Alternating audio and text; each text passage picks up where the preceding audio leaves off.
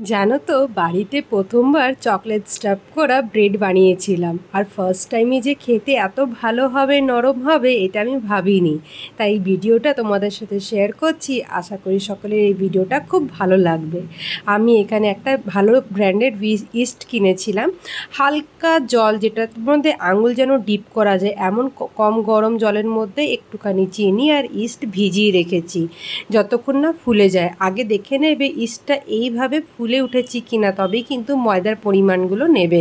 এইভাবে যদি না উঠে তাহলে ভাবে তোমার ইস্ট কিন্তু খারাপ। এই ইস্টটা সুন্দর করে ফুলে উঠেছে আর ময়দার মধ্যে দিয়ে আমি ভালো করে দিয়ে মাখিয়ে নেব। বেশি জলটা যদি মনে করো কম হয়ে যাচ্ছে, এটার মধ্যে কিন্তু আমি নর্মাল টেম্পারেচারে দুধ দিয়েছি। পুরো ঠান্ডা চিল দুধ কিন্তু আমি এখানে ইউজ করিনি, হালকা গরম জল ছিল। আর ভালো করে ডোটাকে টাইট করে মেখে নেব, খুব একটা পাতলা না, খুব একটা টাইট না। এত মেখে রেখে দেবে, দেখবে সুন্দর একটা ফুলে উঠবে। আর মেখে চারিদিক করে একটুখানি বাটার মাখিয়ে রাখবে। এটাতে কিন্তু পরে আর কোনো কিছুই দিতে হবে না। আর এত সুন্দর করে এটা চারিদিক থেকে বাটার থেকে একটা ফুলে উঠবে, তোমার নিজেই বুঝতে পারবে যে দেখো এটা রেডি হয়ে গেছে। কতটা ফুলে উঠেছে, মনে হচ্ছে কতটা আছে। আর সুন্দর করে তারপরে এটাকে মাখার উপরে ডিপেন্ড করে তোমার ব্রেড কেমন তৈরি হবে। এটাকে বেশ 10 থেকে 15 মিনিট পর্যন্ত এইভাবে কিন্তু ডোলে মাখতে হবে। এই মাখার উপরে ডিপেন্ড করে যে তোমার ব্রেড কতটা নরম হবে। আর ইস্টটা অবশ্যই দেখবে যেন ভালো ইস্ট তো থাকে, যাতে জলের মধ্যে ভালো করে এটা ফুলে ওঠে, নাহলে কিন্তু ব্রেড ভালো তৈরি হবে না। এখানে আমি 3টে গোল পাকিয়ে রেখে দিয়েছিলাম যাতে এটা ভালো করে যেন ফুলে ওঠে। আমি ম্যাক্সিমাম 20 মিনিট এখানে রেখেছিলাম। ততক্ষণে আলাদা করে চকলেট, যেটা ভিতরে স্টাফ করব, সেই চকলেটটাকে ভালো করে কেটে সাইড করে রেখেছি।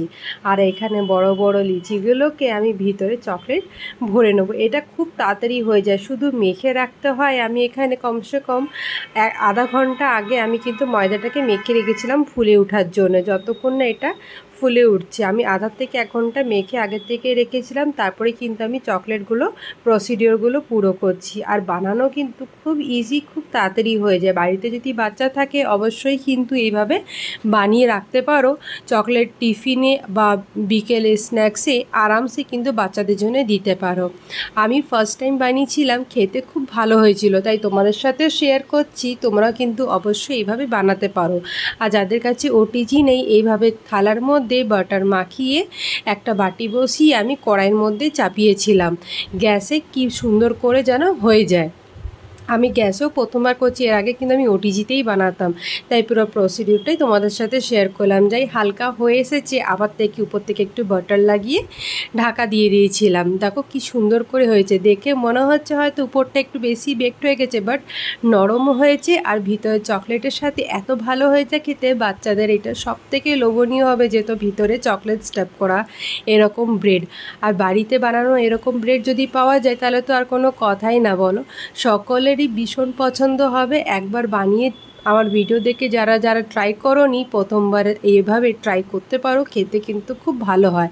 দেখো কতটাই নরম হয়েছে, একদম শক্ত হবে না, খেতে খুব ভালো হবে। আর গ্যাসে দিব্যি কিন্তু এইভাবে বানাতে পারো। ভালো লাগলে কিন্তু ভিডিওটা লাইক করতে একদমই ভুলবে না।